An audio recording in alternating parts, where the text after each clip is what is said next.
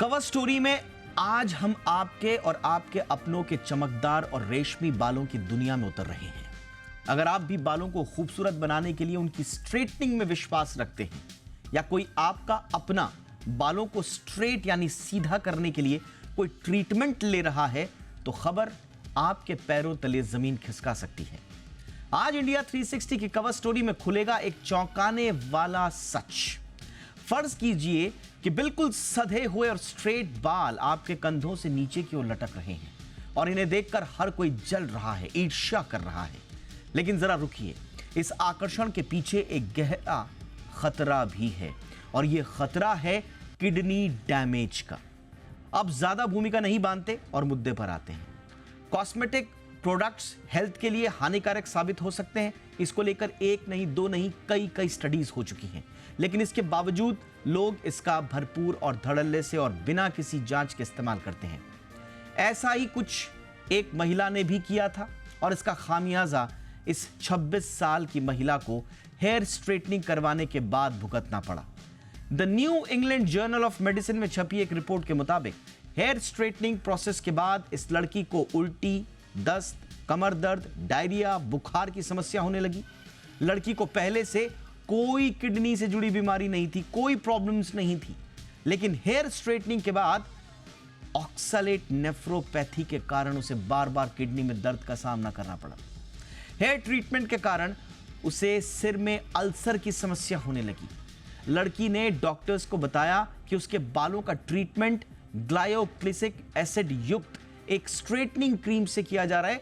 इस क्रीम में ये ग्लायोक्लिसिक एसिड था, ऐसी आशंका जताई जा रही है। यह रसायन उसके सिर में जलन और अल्सरेशन के साथ किडनी में डैमेज का कारण बना आगे जाकर। इसका पता डॉक्टर्स ने चूहों पर एक एक्सपेरिमेंट करके लगाया। पहले तो लगा कि क्या कोई दूसरा कारण हो सकता है क्या कि हेयर स्ट्रेटनिंग क्रीम लगाकर किसी महिला की किडनी डैमेज हो जाए। तो इसकी पुष्टि के लिए फिर एक शोध चूहों पर भी किया गया और चूहों पर की गई स्टडी में इस बात का खुलासा हुआ कि हेयर ट्रीटमेंट के बाद ऑक्सलेट नेफ्रोपैथी से ही ये लड़की पीड़ित हुई थी और इसका हेयर ट्रीटमेंट से कनेक्शन है और इसी के कारण उसे किडनी डैमेज के लक्षणों का सामना करना पड़ा था।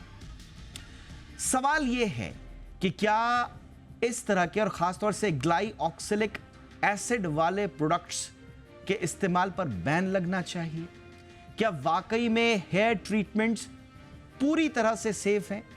क्या सिर्फ हेयर ट्रीटमेंट वाले उत्पादों में ही इस तरह के खतरनाक रसायन मिल रहे हैं या बाजार में मौजूद बाकी कॉस्मेटिक उत्पादों में भी ये खतरनाक रसायन मौजूद है? अगर आप तुलना करेंगे दुनिया के बाकी देशों से तो हम आपको बताएंगे कि कैसे इस तरह के दूसरे जो प्रोडक्ट्स हैं, खतरनाक प्रोडक्ट्स जो हैं, जो कॉस्मेटिक उत्पादों में जो फॉर्मेल्डिहाइड्स हैं उन पर कहां बैन है। तो कनाडा में फॉर्मेल्डिहाइड रिलीज करने वाले तमाम हेयर प्रोडक्ट पर बैन है, ये कनाडा है। ऑस्ट्रेलिया में भी इसी तरह से फॉर्मेल्डिहाइड रिलीज करने वाले हेयर प्रोडक्ट्स पर बैन लगाया गया है।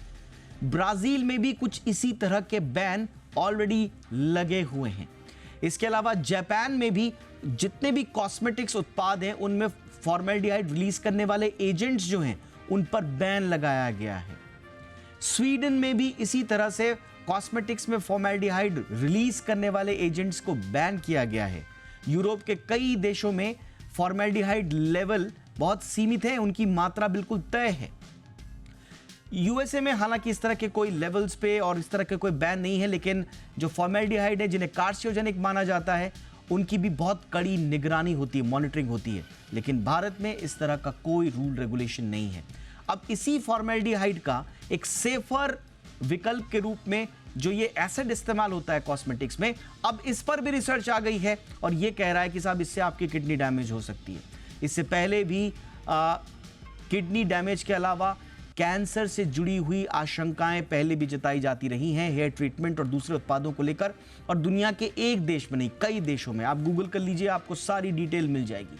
सवाल यह है कि क्या ये सब सेफ है, और अगर नहीं तो फिर क्या इस पर बैन लगाया जाना चाहिए सरकारी स्तर पर। बातचीत करने के लिए इस वक्त मेरे साथ मुद्दे पर बहुत ही खास मेहमान बातचीत के लिए तैयार हैं। डॉक्टर अमरेंद्र कुमार हमारे साथ जुड़ रहे हैं, डायरेक्टर हैं डर्मा क्लिनिक्स के। बहुत बहुत स्वागत है डॉक्टर अमरेंद्र आपका हमारे शो पर। और हमारे साथ हैं doctor Anshuman Kumar, senior oncologist हैं और दिल्ली से हैं और प्रेसिडेंट हैं तारा कैंसर फाउंडेशन के। बहुत बहुत स्वागत है डॉक्टर अंशुमान आपका भी हमारे शो पर। मैं सबसे पहले डॉक्टर अमरेंद्र आपसे चर्चा की शुरुआत कर रहा हूं, और ये जो इतने बड़े जर्नल में ये प्रकाशित स्टडी है, ये क्या बताती है? क्या वाकई में अब ये मान लिया जाए कि हेयर ट्रीटमेंट खतरनाक है? सारे हेयर ट्रीटमेंट को मैं ये नहीं कह सकता कि ये ख़तरनाक है, बट कभी भी जब आप हेयर ट्रीटमेंट के लिए जाते हैं या कोई भी जाता है, तो क्या प्रोडक्ट यूज़ हो रहे हैं उस पर उनको एक नज़र रखनी चाहिए कि क्या वो प्रोडक्ट फॉर्मल्डिहाइड फ्री है, क्या वो प्रोडक्ट इस तरीके का क्लेम कर रही है। क्योंकि फॉर्मल्डिहाइड आज से नहीं, बहुत दिनों पहले से ही ये माना जाता है कि ये कार्सिनोजेनिक है, इरिटेंट है, लंग को डैमेज कर सकती है। और ये जो हेयर स्ट्रेटनिंग वाले प्रोडक्ट्स होते हैं जो कई कंट्रीज़ में बैन भी हैं, इसमें इस तरीके से यूज़ होता है कि ये जो फॉर्मल्डिहाइड है ये एक कैटलिस्ट की तरह काम करती है, जो केराटिन प्रोडक्ट को हेयर के साथ अटैच करती है और उसको स्मूथ ऑफ फॉर्म बनाती है। उसके सब्स्टिट्यूशन में ये ग्लाइकोएक्सिलिक एसिड को ढूंढा गया कि इसको यूज़ किया जाए एक नॉन फॉर्मल्डिहाइड की तरह, और अब रिपीटेड यूज़ के बाद इसमें भी आ रही है कि ये ऑक्सलेट नेफ्रोपैथी कर सकती है। नाउ कौन सी दो इसमें समझने की ज़रूरत है कि क्या repeated exposure is the cause, क्या रिपीटेड एक्सपोजर के बाद ऐसा होता है या एक एक्सपोजर में भी हो सकता है, ये कहना अभी मुश्किल है। इसलिए सेफ्टी वाइज एक बनाई गई है कि कितने पार्ट पर मिलियन फॉर्मल्डिहाइड को हम सेफ मानते हैं। और बिकॉज ये हेयर वाले जो प्रोडक्ट होते हैं इनमें कई में वो सेफ्टी जो पैरामीटर है फॉर्मल्डिहाइड की वो क्रॉस हो जाती है, इसलिए फॉर्मल्डिहाइड वाले प्रोडक्ट पे कई कंट्रीज़ में बैन है और मेरी नज़र में भी वो सेफ़ नहीं है। तो आपको ये बात का ध्यान रखना चाहिए कि जब भी आप कोई प्रोडक्ट यूज़ कर रहे हैं आप ध्यान से देखें कि ये फॉर्मल्डिहाइड फ्री प्रोडक्ट है या नहीं।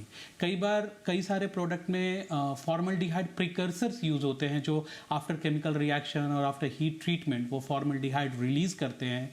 ये भी स्पेसिफिकली मेंशन होना चाहिए सारे प्रोडक्ट में कि क्या ये प्रोडक्ट फॉर्मल्डिहाइड रिलीज़ कर सकता है या नहीं। और उसके अलावा जो अभी ग्लाइकोऑक्सोलिक एसिड वगैरह यूज़ हो रहे हैं, अभी इसमें ये कहना मुश्किल है कि ये कितना सेफ़ है, क्या लिमिट होनी चाहिए इसकी, ये अभी कुछ पता नहीं है, ये तो आगे रिसर्च के बाद ही आएगा। पर फिर भी मेरा ये मानना है कि आप कॉस्मेटिक प्रोडक्ट यूज़ करें तो हमेशा अपनी आँख और दिमाग को खुला रखें, कभी भी कोई परेशानी हो तो उस प्रोडक्ट को दोबारा यूज़ ना करें। और मेरा हमेशा मानना है कि एक नेचुरल वे में रहना और हेल्दी हेयर रखना ज़्यादा इंपॉर्टेंट है रादर दैन कि हमें बहुत ज़्यादा कॉस्मेटिक के पीछे जाना चाहिए। All right sir. Doctor Anshuman, ये पूरा वाकया क्या हमें सीख देता है, हिदायत देता है? इसके टेक अवेज क्या है सर? इसका टेक अवे दीपक साहब एक ही है, back to basics, try to be natural as possible. जितने स्वाभाविक और प्राकृतिक रहें उतना बेहतर होगा। इसका कारण आप समझ लीजिए, पहले आपने सुना शैम्पू में ट्रैक्लोसिन के साथ समस्या आई, कैंसर फॉर्मिंग, उसको बैन किया।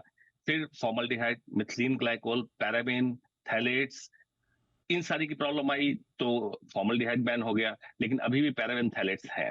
उसका ग्लाइकोलिक एसिड आया, इससे ऑक्सलेट नेफ्रोपैथी हुई। इसके रिसर्च प्रोडक्ट ये कह रहे हैं कि ग्लाइकोलिक एसिड का इडियोसिंक्रेटिक रिएक्शन भी है, मतलब सिंगल यूज के बाद भी ऑक्सलेट नेफ्रोपैथी, जैसे इंडेक्स केस जिस लड़की का बता रहे हैं, सिंगल यूज के बाद हुआ और मल्टीपल यूज के बाद ज्यादा चांस बढ़ा।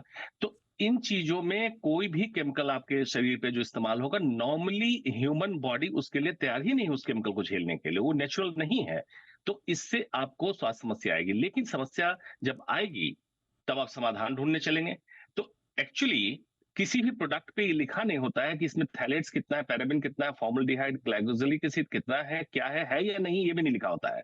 इसके लिए नंबर 1, पहले तो गवर्नमेंट एजेंसी इसको रेगुलेट करे कि ये प्रोडक्ट सेफ है कि नहीं है। लेकिन बाजारवाद इतना स्ट्रांग है कि इसके रिसर्च प्रोडक्ट को बिना किसी इसके गवर्नमेंट एजेंसी से डिक्लेरेशन दिए मार्केट में ले आते हैं, खूब एडवर्टीजमेंट होता है, लोग इस्तेमाल करना चालू करते हैं। तो पब्लिक से तो जो आपने पूछा टेक होम मैसेज क्या है, टेक होम मैसेज यही है कि आप देखिए, आपका जेनेटिक्स और एपिजेनेटिक्स जो होता है, दो चीजें से इंसान बनता है। जैसी शरीर की संरचना उसी हिसाब से आपके बाल बनाए जाते हैं, आंख, नाक, कान, गला, सब कुछ वैसा बनाया जाता है। तो स्वस्थ रहिए अंदर से, बाहर से कुछ मॉडिफाई मत करिए, नहीं तो आपके ऊपर स्वास्थ्य पे खतरा आएगा, इसमें दो मत नहीं है। ये आपने बहुत इंपॉर्टेंट बात बोली। इनफैक्ट इस जर्नल में कैटेगोरिकली बताया गया है डॉक्टर अमरेंद्र कि सिंगल यूज से ही, जैसा डॉक्टर अंशुमान भी कह रहे हैं, सिर्फ सिंगल यूज से ही ग्लाइकोक्सिलिक एसिड के, क्योंकि ये जितनी बार इन्होंने 2 या 3 साल में जितनी बार ट्रीटमेंट लिया उतनी बार ये जब आती थी तो उनको सेम सिम्टम्स आते थे, तो ये सिंगल यूज से भी खतरा है। थोड़ा इसका बताएं सर कि जो लोग हेयर स्ट्रेटनिंग के लिए जा रहे हैं और ऐसे उत्पाद जिनमें ग्लाइकोक्सिलिक एसिड मौजूद हो सकता है, उनको कितना बड़ा खतरा हो सकता है ये? देखिए, इडियोसिंक्रेटिक रिएक्शन उस रिएक्शन को कहते हैं जो कंप्लीटली अनप्रेडिक्टेबल होती है, जो सिंगल एक्सपोजर के साथ भी हो सकती है। और ऐसा ज़रूरी नहीं होता कि इडियोसिंक्रेटिक रिएक्शन अगर एक पर्सन में हुआ है तो वो सारे पर्सन में हो जाएगी। तो इडियोसिंक्रेटिक रिएक्शन की डेफिनेशन ही यही है। अब किसी एक पर्सन में इस तरीके की चीज़ें हुई है तो वो दूसरे में होने के चांसेस तो हैं ही, ऐसा तो नहीं कह सकते कि कंप्लीटली सेफ है, लेकिन रिपीटेड एक्सपोजर से ये चांसेस और ज़्यादा बढ़ने के चांसेस हैं। तो बेहतर तो यही है कि इस तरीके के प्रोडक्ट को आप जितना अवॉइड कर सको उतना अच्छा है। एब्सोल्युटली। लेकिन डॉक्टर अंशुमान, अभी तो इस तरह की एक आध रिपोर्ट्स आ जाती हैं, हमारे जैसे जिम्मेदार मीडिया हाउसेस इस पर चर्चा कर लेते हैं तो थोड़ी बहुत बात आती है, लेकिन जो ये हेयर स्ट्रेटनिंग और हेयर ट्रीटमेंट का ये जो पूरा का पूरा जाल फैला हुआ है, कॉस्मेटिक्स का पूरा जाल फैला हुआ है, इसकी सफाई कैसे हो, लोगों को कैसे अवेयर किया जाए, ये तो ऐसा लगता है सर कि बिल्कुल अनिर्वचनीय प्रश्न जैसा हो जाता है जिसका कोई जवाब ही नहीं। जी, बिल्कुल, इसको क्लियर करते चलते हैं। साथ में इडियोसिंक्रेटिक की बात करूं, जो जर्नल में पब्लिश हुआ है, इडियोसिंक्रेटिक का ही केस है। और इस केस में हुआ, कोई जरूरी नहीं दूसरे केस में हो, लेकिन जरूरी भी है दूसरे केस में हो, और मल्टीपल यूजेस में ज्यादा हुआ, क्युमुलेटिव इफेक्ट। दूसरा, जो आपने कहा कॉस्मेटिक इन जनरल, एक मैंने आर्टिकल पब्लिश किया, कॉस्मेटिक एंड कैंसर, कि कॉस्मेटिक से कैंसर की कहां कहां संभावना है और क्या क्या हेल्थ हजार्ड है। जिसमें आप देखिए, हिंदुस्तान में, हिंदू मिथोलॉजी में, हिंदू कल्चर में एक सिस्टम है सिंदूर लगाने का। आपके दर्शकों को जानकर आश्चर्य होगा, सिंदूर का पेड़ हुआ करता था और उसके फली से, उसके फूल से सिंदूर बनाया जाता था। वो लगाने की परंपरा थी। वहां से गायब होकर आज सिंदूर में लेड की मात्रा है। लेड है जो स्कैल्प से, अगर महिलाएं 20 साल, 30 साल, 40 साल सिंदूर लगा रही, तो लेड जॉब होता है, बोन मैरो सप्रेशन और कई कैंसर कराता है। इसी तरह से रूज और जो फेस पे इस्तेमाल करते हैं क्रीम, उसमें एंडोक्राइन डिसरप्टर्स मौजूद हैं, जिसमें पैराबेन और थैलेट्स खास है, जिससे ब्रेस्ट कैंसर, एंडोमेट्रियल कैंसर जिसको बच्चेदानी का कैंसर कहते हैं, ओवेरियन कैंसर, जो लोग कहते हैं कि हमने तो कुछ नहीं किया, ओवरी का कैंसर हो गया। यूएस में भी बैन किया टेल्कम पाउडर में, ओवरी कैंसर में टेल्कम पाउडर, सिलिका का कंपोनेंट मिला तो टेल्कम पाउडर बैन हुआ। तो इस तरह से अनगिनत प्रोडक्ट आ रहे हैं और बैन हुए जा रहे हैं। मेरा ये मानना है कि ह्यूमन बॉडी के स्किन की रचना या बालों की रचना ऐसी की गई है जो आपको सेफ, सुरक्षित और खूबसूरत रखे। समय के साथ एजिंग होगी, age gracefully, accept the thing properly, rather than कि आप बेवजह आप ढकने की कोशिश करेंगे, जिसको आमतौर पे हम कहते हैं मिड लाइफ क्राइसिस। 35-40 साल के बाद मेल में भी, फीमेल में भी होता है, जो आप चाहते हैं वापस 17 साल 20 साल की उम्र में दिखें, ऐसा नहीं हो सकता है।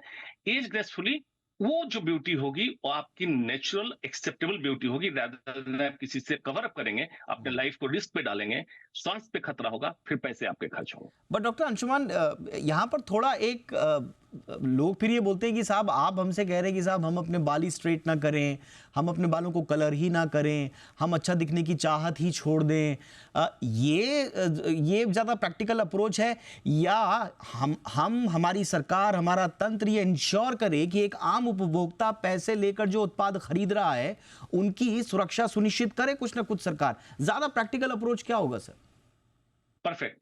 अगर ये हो जाए, अगर मैं इसलिए बोल रहा हूं कि पूरे वर्ल्ड में पॉलिटिकल सिस्टम से एज ए डॉक्टर या as a scientist, world even US का डॉक्टर भी उम्मीद नहीं कर पा रहा है कि इनसे कुछ हो सकता है। एक्चुअली एजेंसी इसलिए बनाई जाती है कि कोई भी उत्पाद, चाहे बाहर लगाने का या अंदर लगाने का, भारत में एक एक्ट है ड्रग एंड कॉस्मेटिक एक्ट, जो कहता है बाहर या अंदर कोई भी चीज आप लगा रहे हो, कॉस्मेटिक हो या ड्रग हो, उसकी गुणवत्ता की जांच करके ही मार्केट में उतारा जाए। लेकिन ऐसा होता संभव नहीं दिख रहा। अगर ऐसा हो तब तो बिल्कुल आइडियल चीज है कि ऐसे होके ही प्रोडक्ट ये आए। अब देखिए, भारत में ऑर्गेनाइज जितने प्रोडक्ट हैं कॉस्मेटिक के, उसकी ऑर्गेनाइज कंपनी आपको मालूम है माइनॉरिटी में है। मेजॉरिटी जो मार्केट में प्रोडक्ट है, अनऑर्गेनाइज्ड कंपनी, बॉर्डर के थ्रू, इधर शिपिंग के थ्रू कहीं कहीं से माल आ जाता है और उस पर कोई लेबलिंग नहीं, कोई ब्रांडिंग नहीं है, बहुत सस्ते में प्रोडक्ट मिलता है, उसकी गुणवत्ता की जानकारी किसको होगी? ये तो है। लेकिन आपने जो बात कही सुंदर दिखने की, खूबसूरत दिखने की, ये आपके मन का भ्रम है कि कॉस्मेटिक लगाने से सुंदर दिखेंगे। मन का भ्रम है टोटली। या कॉस्मेटिक सर्जरी कराने से सुंदर दिखेंगे। आप वाकई सुंदर हैं, जैसा गॉड ने आपको पैदा किया, जैसा प्रकृति ने आपको दिया है। इसीलिए मैं कहता हूं एज ग्रेसफुली, आप जो बचपन में दिखे वैसे जमाने में नहीं दिखे, और जैसा जमाने में दिखे वैसे बुढ़ापे में ना दिखे, यही सुंदरता है आपकी। लेकिन अगर एब्सोल्युटली। गवर्नमेंट ऐसा कर दे इंश्योर, इससे अच्छा कुछ नहीं हो सकता। आइडियल सिचुएशन जो दीपक साहब आपने कहा वही है।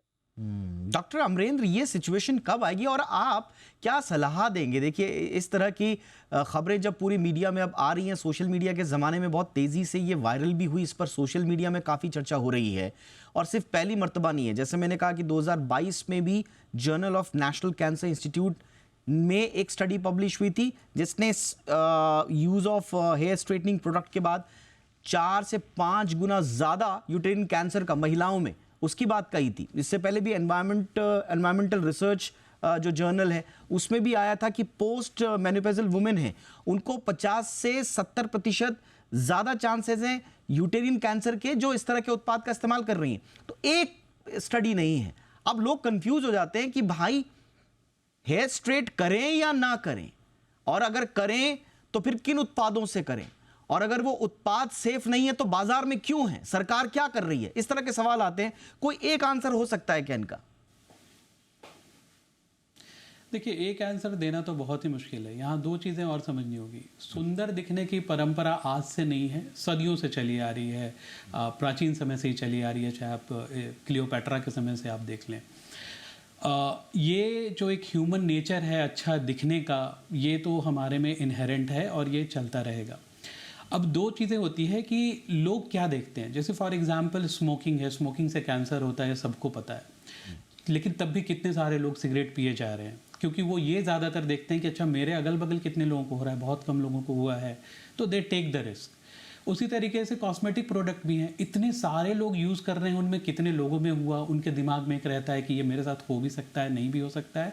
और जहाँ तक ये हेयर स्ट्रेटनिंग प्रोडक्ट से किडनी का सवाल है, इंजरी का, 2011 में भी रिपोर्ट आई थी कि जो फॉर्मल्डिहाइड कंटेनिंग सब्सटेंस है उससे किडनी इंजरी हुई। 2021, 22 कई सारे कंट्री, इजिप्ट, इसराइल में तो पूरी एक केस सीरीज निकाली थी कि मल्टीपल प्रोडक्ट से रीनल डैमेज होते हैं कॉस्मेटिक प्रोडक्ट से। तो इन प्रोडक्ट्स का रेगुलेशन, जब ये प्रोडक्ट किसी मार्केट में लाए जाते हैं, उस समय इनके पीछे क्या रिसर्च हुई। एक गवर्निंग एजेंसी हमेशा होती है जो रेगुलेट करती है।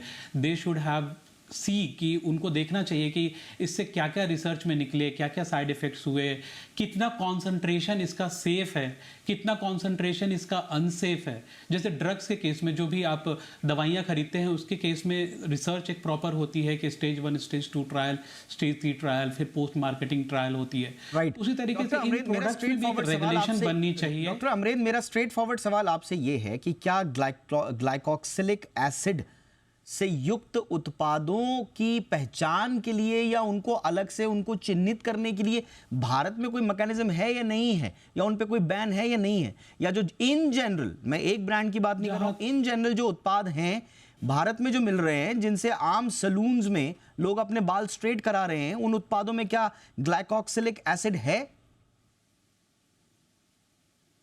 देखिए, कई सारे प्रोडक्ट में होते ही हैं, और ये ओवर द काउंटर जो प्रोडक्ट्स होते हैं इनमें कोई रेगुलेशन नहीं है। कोई भी जाकर आराम से खरीद सकता है, कोई भी जाकर सलून में वो प्रोसीजर करवा सकता है। उसके लिए कोई आपको प्री एक्सप्लेनेशन दिया जाए कि इससे ये हो सकता है, ये हो सकता है, ऐसा कोई कंसेप्ट नहीं है। आप सलून में बैठेंगे, आपको डिफरेंट प्रोडक्ट दिखाए जाएंगे, you select and they will do the procedure. वो अपना काम करना शुरू कर देंगे। इनफैक्ट इससे आगे क्या होता है, वो सलून जो करते हैं उनको भी शायद जानकारी कुछ भी नहीं होगी इस बारे में।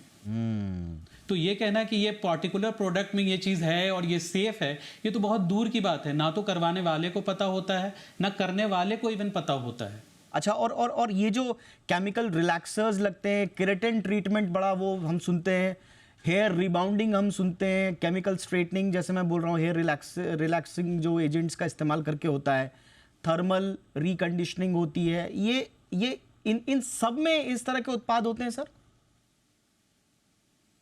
नहीं, सभी में अलग अलग होते हैं। जैसे फॉर एग्जांपल जो रिलैक्सर्स होते हैं उसमें मोस्टली सोडियम हाइड्रोक्साइड और कैल्शियम हाइड्रोक्साइड यूज होते हैं, जो हेयर के बीच के बॉन्ड को थोड़ा लूज कर देते हैं, जिससे हेयर स्ट्रेट होती है।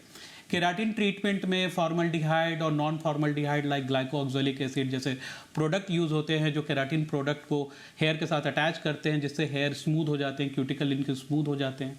थर्मल रिलैक्सर्स अलग होते हैं। थर्मल रिलैक्सर हीट के कंसेप्ट पे काम करती है और उसके कारण हेयर की रिलैक्सेशन होती है। देन कॉम्बिनेशन भी होते हैं कि आप थर्मल रिलैक्सर के साथ साथ हीट के साथ साथ आप केमिकल रिलैक्सर भी यूज़ करते हो। तो सब में अलग अलग प्रोडक्ट यूज़ होते हैं और किसके प्रोडक्ट कितने ज़्यादा हार्म करेंगे ये कहना बहुत ही मुश्किल है। ऑलराइट, मुझे लगता है आप दोनों से चर्चा करने के बाद एक चीज हमें बहुत समझ में आ गई है कि ये अलार्म जो आया है इस मेडिकल जर्नल में प्रकाशित इस रिपोर्ट के बाद, और बड़ा प्रतिष्ठित ये जर्नल है, इस रिपोर्ट के बाद कम से कम भारत में इस तरह के उत्पादों की सुरक्षा की जांच तो होनी ही चाहिए, नंबर 1। दूसरा, जो डॉक्टर अंशुमान ने कहा कि सुंदरता के मायने भी आपको समझने होंगे, और जैसा डॉक्टर अमरेंद्र भी बता रहे हैं कि भाई सुंदर दिखने की चाहत ये कभी दूर होने वाली नहीं है समाज से। तो मिला जुला कर बात अब ये है कि आप सुंदरता को सही तरीके से पहचानें। अगर आपकी सुंदरता के दायरे में कोई ट्रीटमेंट लेना आता है तो उसके बाद भी ऐसा उत्पाद आप इस्तेमाल करें जो सरकार ये सुनिश्चित करे कि वो सेफ हो। अब ये हमने ऐसी बात कह दी जो बिल्कुल ऐसा लग रहा है कि ये स्वर्ग की अवधारणा वाली बात हो गई। अब ये स्थिति वस्तु स्थिति में कब ढल पाएगी, धरातल पर कब ये सच्चाई के रूप में उतर पाएगी, हम उस दिन का इंतजार करते हैं पॉजिटिव रहते हुए। और आप दोनों की मौजूदगी में आज के हमारे दर्शकों ने जो राय दी है सर, मैं उनको भी ले लेता हूं फटाफट से। आज हमने सवाल पूछा था अपने दर्शकों से कि क्या कॉस्मेटिक उत्पादों का सुरक्षा की जांच होनी चाहिए। देखिए, आज तक मैं कल कह रहा था कि मैंने ऐसा पोल आज तक देखा ही नहीं। कल वाले पोल में हमारे 95% यस थे और 5% नो थे। आज तक मैंने ऐसा कोई पोल नहीं देखा जिसमें 100% लोगों ने हां कहा है। तो लोग साफ कह रहे हैं कि जो कॉस्मेटिक उत्पाद हैं उनके स्वास्थ्य पर पड़ने वाले असर की जांच होनी चाहिए। और ये जी बिजनेस की भी डिमांड है। अगर इस तरह की रिपोर्ट्स आई हैं तो जो अथॉरिटीज हैं, जो तंत्र में बैठे हुए लोग हैं, सरकार में बैठे हुए जिम्मेदार लोग हैं, प्लीज ये इंश्योर करें कि इस तरह की रिपोर्ट्स के बाद जो भारत में मिलने वाले उत्पाद हैं, और जैसे कि पुष्टि भी यहां पर हुई है कि इस तरह के ग्लाइकोक्सिलिक एसिड से युक्त उत्पाद भरे पड़े हैं, तो अगर उनके स्वास्थ्य पर कोई असर की बात हो रही है तो क्यों ना उसकी जांच कर दी जाए। 100% लोगों का कहना है हाँ। फटाफट से कुछ कमेंट्स भी ले लेते हैं कि क्या क्या लोग कह रहे हैं। 72,753 वो कह रहे हैं कि बिल्कुल यही तो बड़ा घोटाला है, सब केमिकल्स की प्यूराई है। ये उनका लिखने का मतलब यही होगा कि इनको इसमें कुछ ना कुछ बड़े घोटाले की गंध मिल रही है। आदि दाखाने, ये कॉस्मेटिक्स हम यूज नहीं करते पर टेस्ट डेफिनेटली होने चाहिए, बिकॉज फूड की नहीं तो हो रही है तो कॉस्मेटिक्स की तो कर लो। अब देखिए, बहुत बड़ा दर्द है ये कि भाई खाने पीने के उत्पादों की तो कोई जांच हो नहीं रही है ऐसे, तो कम से कम कॉस्मेटिक्स की तो कर लीजिए। और ये वो हैं जो कह रहे हैं कि मैं तो कॉस्मेटिक्स का इस्तेमाल नहीं करता, लेकिन हाँ जो कर रहे हैं कम से कम उनकी सेफ्टी इंश्योर हो। इसके अलावा हमारे पास सौरभ क्षीर सागर साहब हैं 9517, बिल्कुल सही निर्णय होगा ये, स्वास्थ्य से बढ़कर क्या है, बिल्कुल स्वास्थ्य से बढ़कर आखिर क्या है, इसलिए ये सुनिश्चित होना चाहिए। तो ऐसे बहुत सारे हमारे पास हैं। गुंजन पारीक भी कह रहे हैं कि जिन भी प्रोडक्ट्स को हम यूज करते हैं, हम लोगों को उन प्रोडक्ट्स का हम पर क्या इंपैक्ट होगा, बोथ पॉजिटिव एंड नेगेटिव, ये जानने का राइट है। तो ये जानने का राइट लोगों को भी है कि भैया ये सही उत्पाद है या नहीं। बहुत बहुत धन्यवाद। हमारे दोनों मेहमानों का बहुत अमूल्य वक्त आपका होता है और मैं शब्द नहीं है मेरे पास आप लोगों का धन्यवाद करने के लिए कि अपना अमूल्य समय आप देते हैं। Doctor Anshuman, thank you so much sir. Doctor आपका भी बहुत बहुत शुक्रिया सर इस चर्चा में शामिल होने के लिए।